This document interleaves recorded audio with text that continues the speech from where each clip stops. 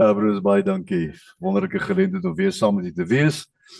Nou ja, jy weet, vroeg vanoggend, as hier 'n paar foute is by die PowerPoint aanbieding, ek het baie vroeg vanoggend het die Here my die spesifieke boodskap gegee op grond van iets wat ek gisterand met iemand kon deel. Almal van ons weet wat dit is of wat dit beteken en ken die frustrasie en soms die verleentheid om te val. Is dit nie waar nie?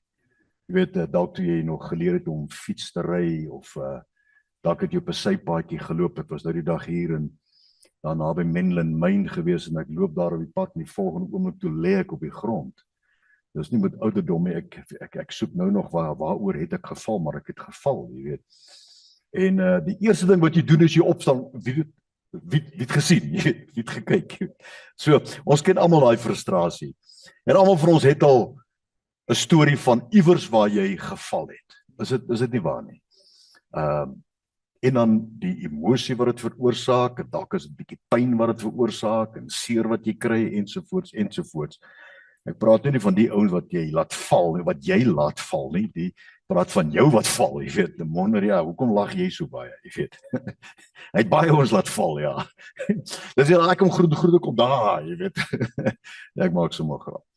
Nou weet jy wat die doelwit of kom ons sê die hoof job description van Satan en al sy demoniese magte, so wat ons lees in Wortelstyd nie vlees en bloed nie, owerhede, magte, bose geeste ensovoorts, is om jou te laat val.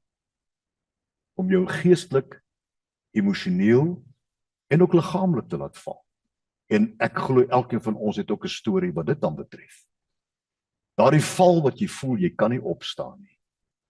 Daardie val wat ook 'n verleentheid veroorsaak, daardie val wat jy voel, maar ja, ek kan nie meer nie, jy weet, ek wil nie meer nie.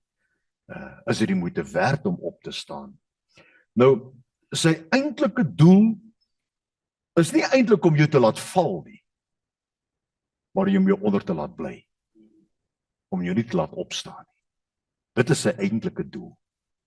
Maar ek dank die Here, jy weet, as jy kyk, hoeveel keer praat die woord van val, maar hy praat baie keer meer van staan op. Ek wil graag vanoggend met u gesels oor hierdie onderwerp van platgeslaan, maar nie uitgeslaan nie. Daar in Korintiërs gebruik Paulus daardie gedeelte. Die regte vertaling in Grieks beteken ek is platgeslaan, maar ek is waaragtig nie uitgeslaan nie. Ek staan weer op. En baie keer kom die Here, of nie baie keer nie, elke keer, jy weet, as jy kyk na die wapenrusting, die wapenrusting se uitsluitlike doel is, trek die volle wapenrusting van God aan, sodat jy staande kan bly teen die liste van die vyand. Om staande te bly. Nou dit is so, dat bevind jy jouself vanoggend in 'n geweldige posisie wat jy om een of ander rede geval het. Ek praat nie van neerval op die grond nie, maar wat jy dalk finansiëel 'n dip gevat het.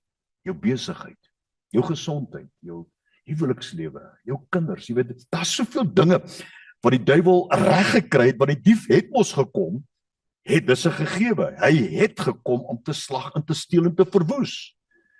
En dis nie of hy gaan probeer om dit met jou te doen nie.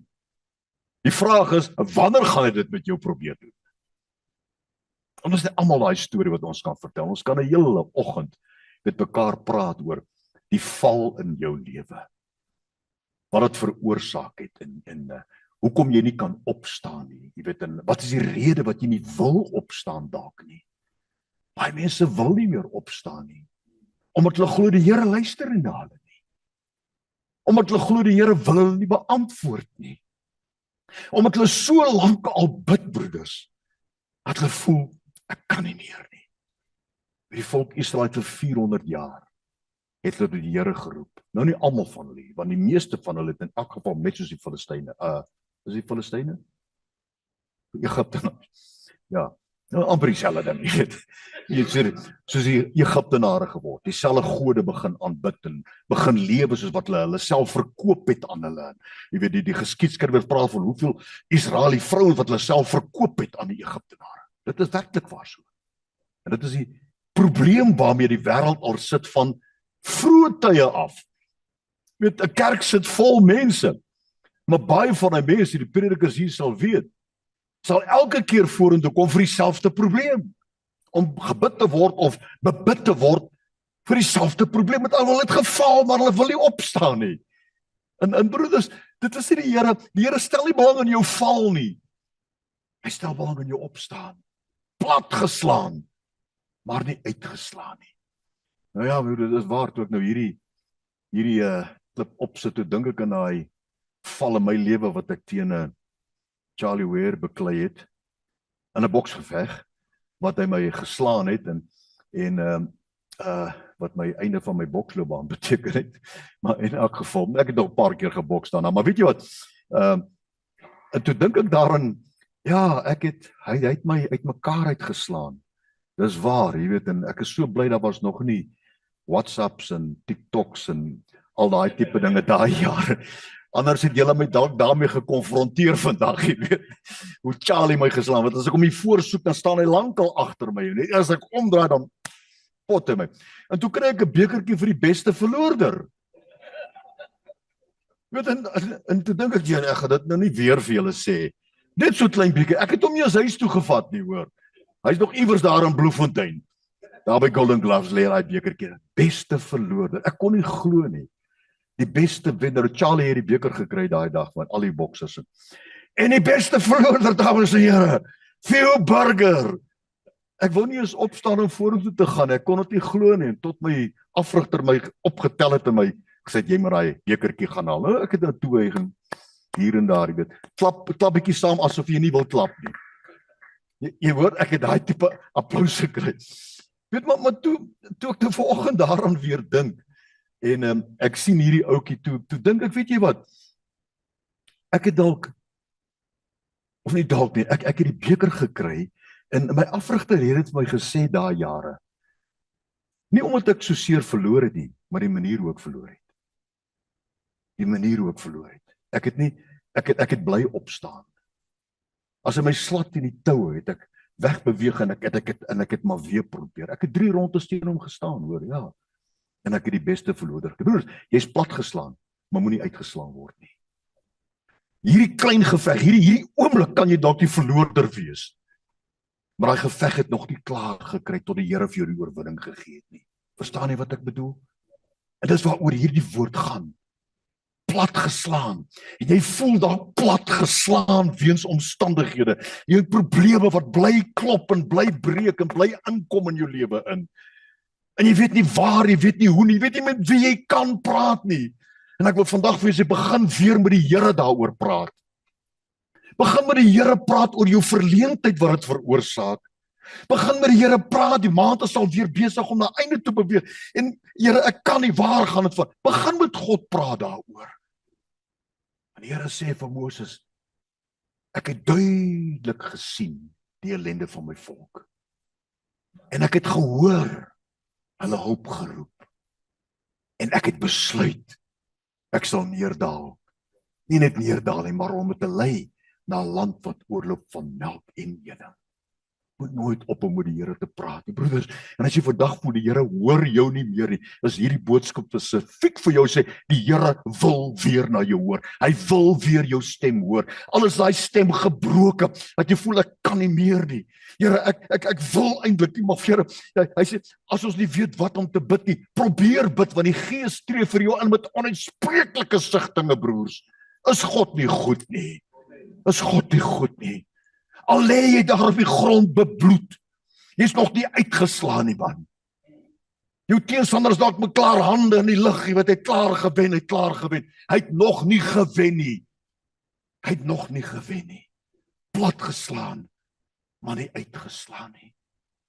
En die Here kom vandag, en hy praat met elke van ons uit Micha 7 vers 8, luister wat staan nie, ek het hom meer uit die oorspronklike Hebreëse Bybel uit vertaal, hy sê, wees nie bly nie, my vyande, want as ek val, sal ek weer opstaan. Kan jy sê amen, broers? Jy is al plat geslaan, jy is bebloed. Jy het nie meer 'n plek wat nie meer seer is in jou lyf nie, maar jy is nog nie uitgesit. Die feit dat jy hier is, Die feit dat jy kyk na hierdie uitsending, beteken jy is nog nie uitgeslaan nie. Al triomfeer jou vyand, sê ook vandag in jou geesmes, moenie bly wees nie by vyand, want ek sal weer opstaan. Ek is nog plat geslaan, maar ek is nie uitgeslaan nie. En as ek in die duisternis sit, dan sal die Here my lig wees. Dis 'n profetiese verklaring hierdie. Dis nie iets wat al klaar gebeur nie. Dis iets wat profeties gaan gebeur. En die Here het ons daai gawe van profesie gegee oor ons eie lewens. Die hele Bybel is 'n profetiese belofte van God. Ek het gekom sodat jy lewe in oorvloed kan hê. Dis profeties, broer. Jy hoef nie net te glo nie, maar jy moet dit begin sê. As die dief gesteel het en geslag en dit verwoes het, dan sê ek is plat geslaan, maar my pel, ek is nie uitgeslaan nie. Want vir die Here is daar nie 'n ding soos 'n verloorder nie. Daar's nie 'n beste verloorder nie. Daar's net 'n hyper nikos, 'n meer as oorwinnaar. 'n Kampioen van kampioene. Iemand wat plat geslaan is. Ek dink dit was Muhammad Ali wat eens op 'n tyd gesê toe Cash, ja, Muhammad Ali, wat hy gesê het, wat jy van 'n kampioen maak, of dalk was dit Sterwesse, maak nie saak nie. Wat gesê, wat van jou 'n kampioen maak, is hoeveel keer jy opstaan as jy plat geslaan is. Dis wat van jou kampioen maak. Hoeveel keer jy plat geslaan is en opgestaan het. Hey man, as ek dit geweet het, daai het ek dalk Charlie met die volgende geveg geslaap. As ek maar net dit geweet het wat ek nou weet vandag. Nee, dis sommer gou, hy was 'n goeie bokser. Ja. En dan Spreuke 24 vers, hoor wat sê die Here. Hy sê, maak nie saak hoe gereeld gelowige mense val nie. Dis God wat hier praat, broeders. Dis hy wat hier met jou praat vandag. In die omgewing van jou, hy praat met jou adres. Hy sê, maak nie saak hoeveel gelowiges val nie, hulle staan altyd weer op. So neem 'n besluit vandag. Here, ek het seer. My stem is seer gebid. Alles lyk duister. En dalk is dit duisternis. Duisternis van omstandighede, maar mag God jou lig wees vandag. Ek glo hierdie boodskap is vir my en vir elkeen van ons wat hier is en wat luister en kyk na hierdie boodskap 'n begin van 'n nuwe ronde.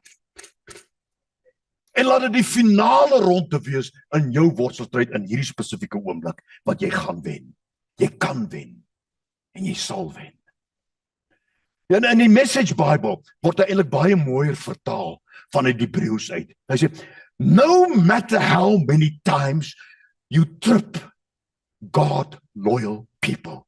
Dis eintlik die Here wat hier praat met Satan. No matter how many times you trip God loyal people. Hy gaan verder en hy sê, they do not stay down long. Soon they're up on their feet again. Broeder, sê bietjie amen op dit. Sê bietjie opnieuw op dit wat ek sê, dit wat hy woord sê. Are you a God loyal person? Die feit dat jy hier is vir die Here 'n betekenis en jy is 'n God loyal people, 'n person. Jy het gevoel wat Here, dis nie vir my nodig om vanoggend te gaan nie. Ek wil nie gaan nie. Ek is so bly jy's hier. Van die laaste ronde se klok gaan nou lui as jy uitstap by daai deur. En jy moet sê, I'm a God loyal person. I will get up and I will finish this fight. Soos Paulus gesê, ek het die wedloop volëindig. Ek het die goeie stryd gestry. En ek het die geloof behou. Ja. 1 Samuel 16 vers 3, luister 'n bietjie na hierdie storie. Hoe die Here mense wat geval het, en ek het al met u baie keer gepraat oor Dawid se kinderjare, né? Hoe hy verwerp was deur sy eie pa Isaai, hoe hy verwerp was deur sy broers. Hulle het hom gesien as 'n ander man se kind hierdie.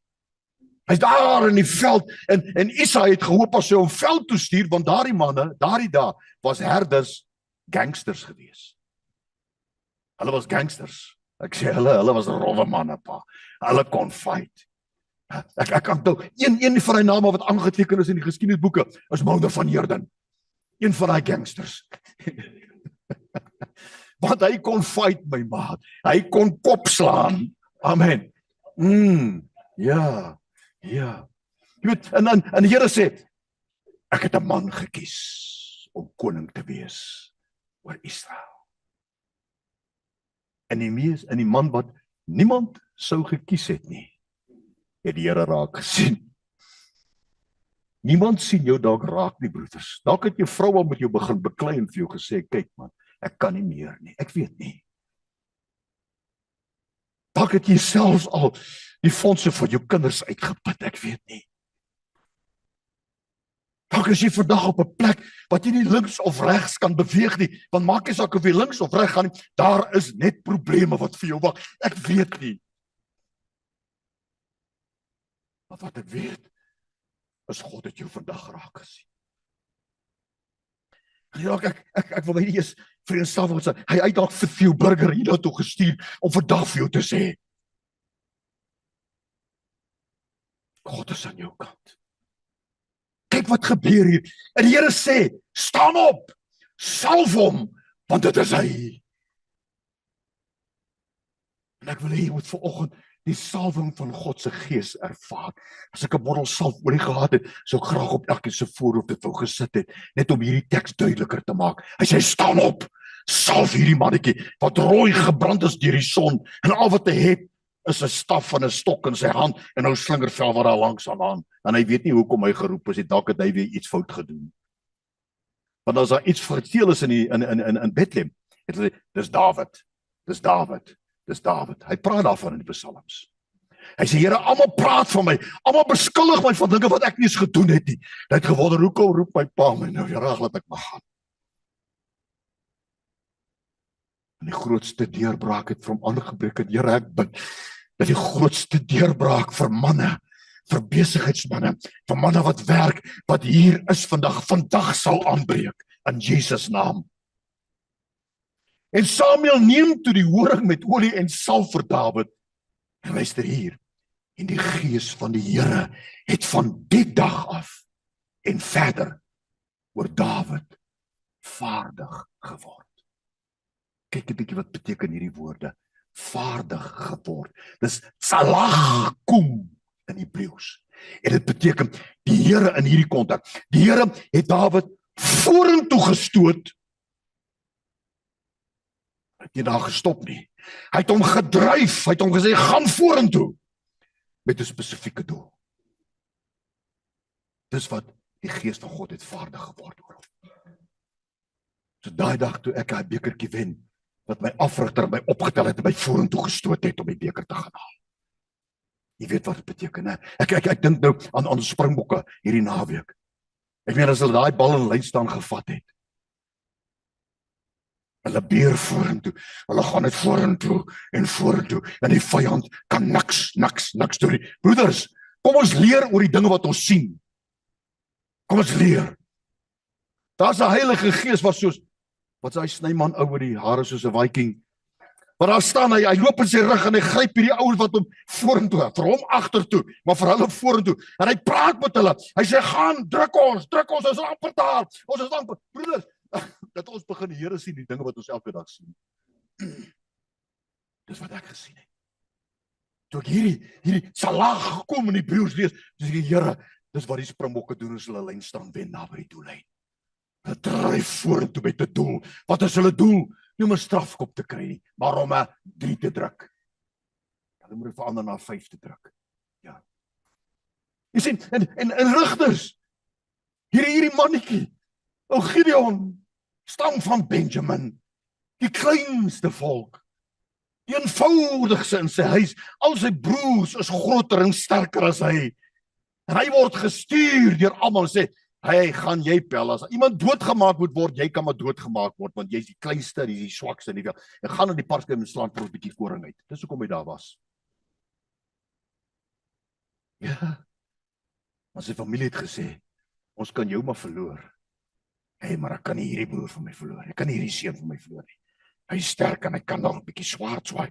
Maar jy, Benjamin, gaan slaan die koring uit in die paskyp. Die wêreld het jou daarop afgeskryf. Die mense antwoord dalk nie eens met jou boodskappe nie, omdat hulle weet, jy is op die rand van die afgrond. Kan iemand sê, ouch, broeders, ek weet ek praat met manne, wat op hierdie plek is vandag, wat jy nou toe gekom het en gewonder het, hoekom kom ek hier nou toe, maar kom ek probeer nog eenmaal, dank die Here, jy's hier. En die engel van die Here het aan hom verskyn, daar waar sy familie hom as die swakste gestuur het, om koring uit te slaan, as hulle hom dalk vang, om dood te maak. Is God nie goed nie? En die Here verskyn aan hom en hy sê, die Here is met jou, dapper held. Die Here, broeders, die Here is met jou, dapper held. Vat dit vandag. Hy stop nie daar nie. In vers 14 kom hy, toe straai die Here na hom toe. Toe hy begin kla oor sy lot, ek is die kleinste, jy weet hoe kom ek hier is, en as ek doodgemaak word, is daar niemand gaan omgee nie. Jy weet, ek is die een wat die maklikste is om op te gee. Toe draai die Here na hom, en hy sê vir hom, gaan in hierdie krag van jou. Gaan in hierdie krag van jou. Wat 'n krag is dit? Op daai oomblik was hy nog maar net Gideon gewees. Daardie krag wat hy gehad het, was om uit die parskyp uit te klim en te gaan doen wat die Here sê hy moet doen. Dis die krag. Gaan in hierdie krag van jou, my broeder. Staan op van die kruitvloer af. Staan op. Maak nie saak wie, of het ou Satan of Charlie Ware of wie ook al is. Hy het jou geslat, my pa. Maar die geveg is nog nie verby nie. Moet jy handdoek ingooi nie, want die Here gaan nie vir jou handdoek ingooi nie. Hy sê vir jou, staan op en gaan in hierdie krag van jou. En ons weet wat gebeur het daar. Hy het nie eens nodig gehad om 'n swaard op te tel nie, want hy kon dit nie doen nie, want hy was nie 'n vegter nie. Hy was nie 'n soldaat, hy het nie geweet hoe om 'n swaard te hanteer nie. Dit sê, wat moet jy worry nie? Jy kan 'n ramshoring blaas en jy kruik in jou hand hou, gaan doen wat jy kan doen. En as jy doen wat jy kan doen, wat ek vir jou sê jy moet doen, hey, my broer, halleluja.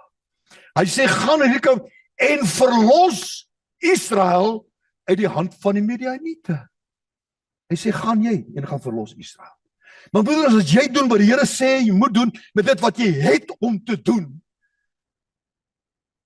gaan die Here ook vir jou sê, gaan en verlos hierdie besigheidsprobleme van jou. Gaan en verlos. En daardie woordjie verlos, kyk, is Yasha in Hebreëus, wat beteken, gaan, maak oop die pad vir my. Dis wat dit beteken.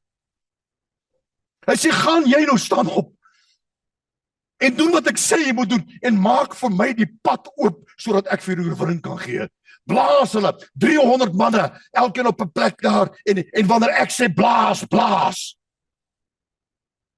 En wanneer ek sê breekie kry, en as ek steekie van op, dis wat Yasha beteken, maar gaan maak oop die pad vir my. En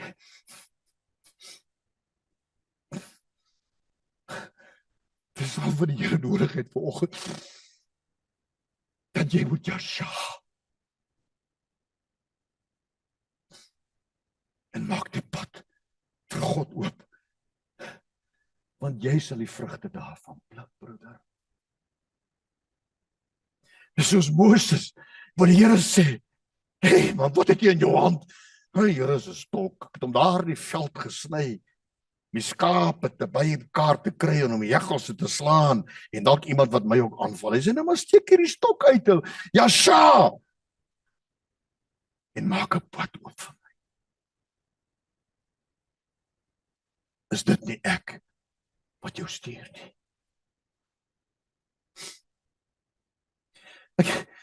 Ja, dis net ek wat hier voor staan. Phil Burger, wat die ervaring hierdie nag in my gees gehad het, wat my laat dink het, hoekom ek daardie bekertjie gewen het vir die beste verloorder. Broer, jy's nie 'n verloorder nie, staan op, jy's meer as 'n oorwinnaar, jy paar Nikos. Ons is meer as oorwinnaars. Hibar, wat beteken 'n kampioen van kampioene. Micha 7 vers 8. My vyande moenie bly wees as ek val nie. Want as ek val, sal ek weer opstaan. Ag, dis wat ek het met u te deel vanoggend. Here, laat hierdie woord sal wees wat werk vir die wat daarin glo vandag voor die einde van hierdie week, Here. Dis nie ek of enige iemand hier nie, maar is u wat in ons is. En daarom bid ek, Here, gee ons die wysheid en die krag om vandag vir u 'n pad oop te maak, sodat u in ons lewens kan beweeg.